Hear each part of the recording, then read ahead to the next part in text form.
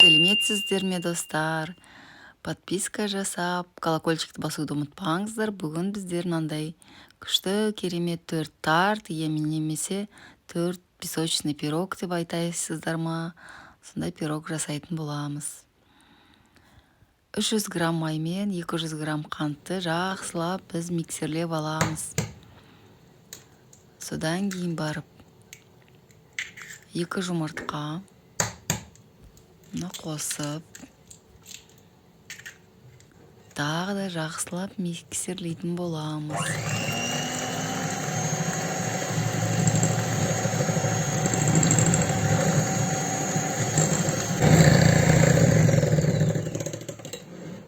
Миксерлеп алған соң 450 граммды біз електен өткізіп, бір шай қасық қопсытқышты қосып,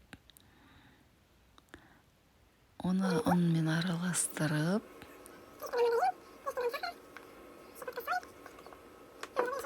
осы дайын қамырымызға кішкене тұз қосып,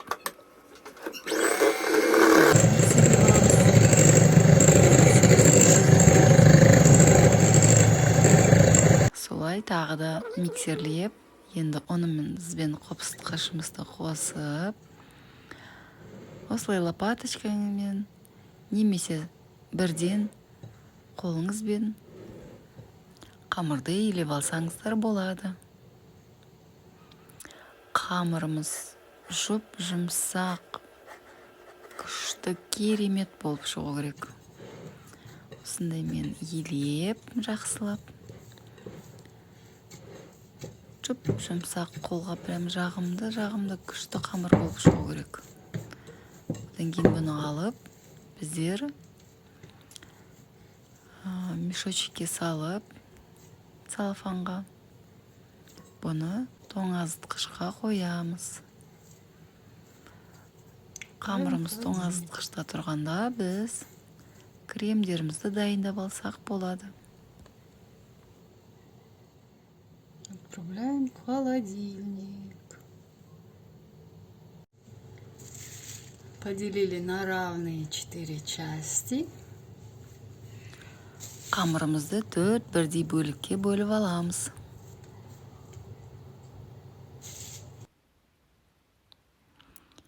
Қамырларымыз 270-280 граммнан где-то шықты. Онда сеуіп, жақсылап, үстелге жабысып қалмау үшін әдемілеп жайып аламыз. Менде 4 пирогтың қамыр шықты. Менде осындай форма бар. Сол формаға жақсылап,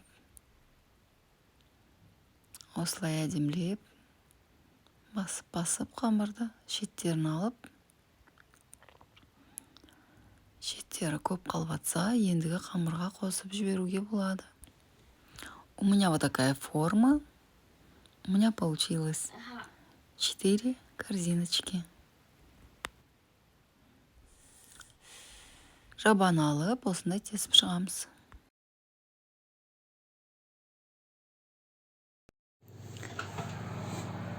Отправляем в духовку.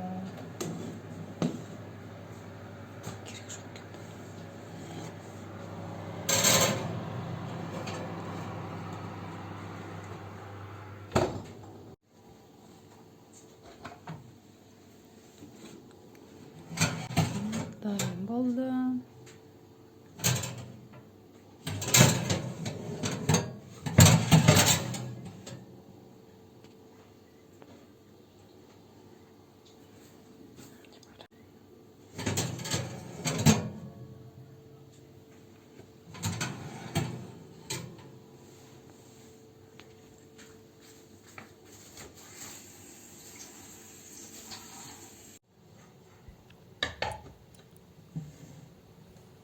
Төрт жұмыртқаның ақтығын алып, оған 240 грамм қантпен жақсылап миксерлеп, осындай крем жасап аламыз. Берем 4 крупных яйца, отделяем белки, Взбиваем хорошенько и потихоньку добавляем сахар. И у нас получается белковый крем. Белоктарымызды жақсылап миксерлейміз. Осындай көпіршіктеніп, аппақ болып ісіп, содан кейін барып аз-аздан қантты салып отырамыз. Хорошенько взбиваем белки до пышности и потихоньку добавляем сахар. После того, как взбились белки, наш белковый крем готов.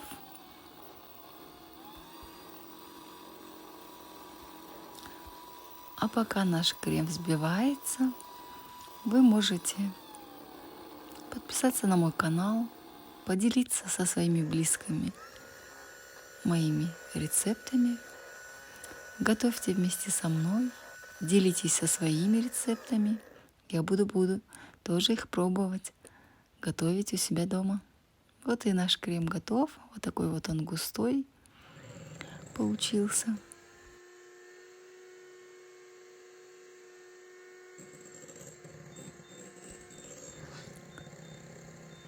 Қантым дұрыс ерімеген сияқты, сол үшін тағы да миксерлеп алдым.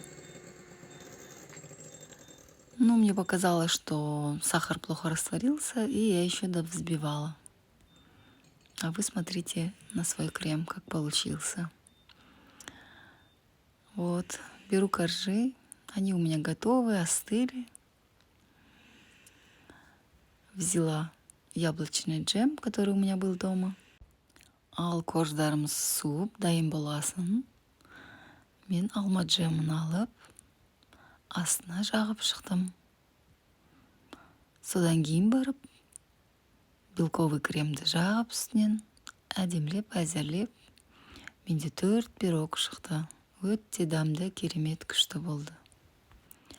Сіздер өзіңіздің үйіңізде болған джемді жағып шықсаңыздар болады.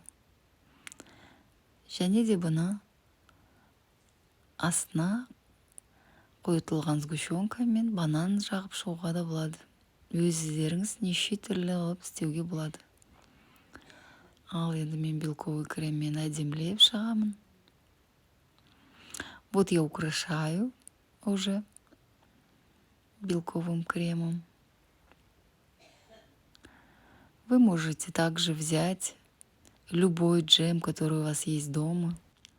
Ну вот и наши пироги готовы. Они получились очень вкусные и нежные. У меня получилось ровно 4 пирога. Угощайтесь, приятного аппетита. Пока-пока. До следующего видео. Сау саламат болыңыздар. Ал менде осындай 4 күшті пирог болды. Ендігі видеода кездескенше колокольчикті басып, басқа да видеоларымды көріп, каналыма тіркеліп, жақындарыңызбен бөлісіп отырыңыздар.